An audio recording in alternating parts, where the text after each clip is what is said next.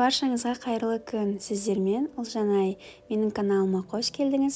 Бүгін сіздермен пеште дайындалатын, арнайы пакетте пісетін тауық етін көкөністермен дайындайтын боламыз. Ол үшін қажетті заттар: тауық еті, осындай үлкен бөлшектерге бөлсеңіз жақсы болады, және де картоп, сәбіз, пияз, қаймақ, соя соусы және де осындай магидің приправасы қажет. Оның ішінде арнайы өзінің пакеті болады. Енді дайындауға кірісеміз. Ол үшін тазартылып жуылған картоптарды алып, осылай пышақпен екіге бөлеміз, және де осындай әдемі узор түсіру үшін мен осы үккіштің төменгі бөлігімен кестім. Сіз де осылай кессеңіз болады, немесе қалауыңызша пышақпен кессеңіз де болады. Барлық картоптарды осылай әдемі етіп кішкене бөлшектерге бөліп дайындап аламыз.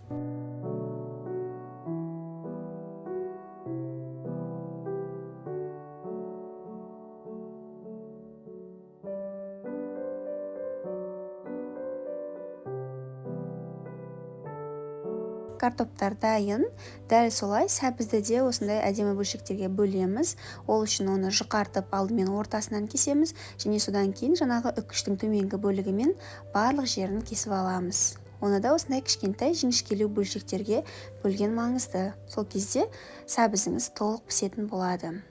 Неке барлығын осылай дайындаймыз. Содан соң пиязды кесеміз, оны осылай 4 бөлікке бөліп, жіңішке етіп, видеода көрсетілгендей кесіп алсаңыз болады. Содан соң бізге осындай үлкен таба қажет. Сол табаға барлығын араластыру үшін алдымен дайын тұрған тауық етін соған саламыз. Содан кейін картоп, сәбіз, пияз барлығын осыған саламыз.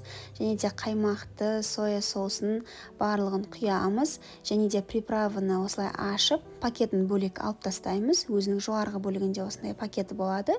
Және де барлық приправаны дәмдеуішті, яғни осылай табаға саламыз. Және де пакетін ашып, алдын ала дайындап қойсаңыз болады. Қазір сода пісіретін боламыз. Енді барлығын жақсылап тұрып араластыруымыз қажет. Алдымен қасықпен араластырдым, бірақ ол ыңғайсыз болғаннан кейін екі қолымен осылай барлығын жақсылап тұрып араластырып аламыз.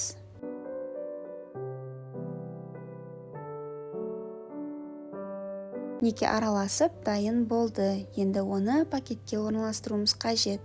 Жаңағы ашып қойған пакетімізге осылай ысырып табадан барлығын салып орналастырып аламыз ақырын ғана. Осылай орналастырып алғаннан кейін пакеттің аузын жауып, тағы да осылай сыртынан пакетте араластырып алсаңыз болады.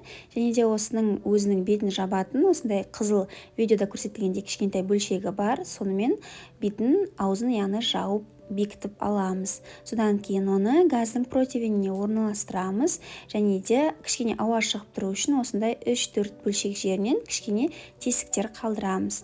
Содан кейін оны қызып тұрған пеште 50-60 минут бойы пісіреміз. Тағамымыз дайын болды. Енді қараңыз, оның өзінің сөлі қалай бөлінген. Біз ешқандай су, май қосқан жоқпыз, бірақ оның сөлі, яғни согы осындай болып бөлінді. Яғни өзінің соғында керемет болып пісетін осы рецепт болып табылады. Қараңыз, картоп, сәбіз, тауық еті барлығы толықтай піскен. Енді оны пакеттен босатып, противенге немесе ыдысыңызға арнайы салып алсаңыз болады. Міне тағы да мен сізге согын көрсетіп жатырмын. Өте сондай сочный болып шығатын керемет дәмді тағам. Міндетті түрде дайындауға кеңес беремін. Сіздерге видеом ұнаса, каналыма тіркеліп, лайк басып, пікір қалдырып кетуді ұмытпаңыз. Рахмет!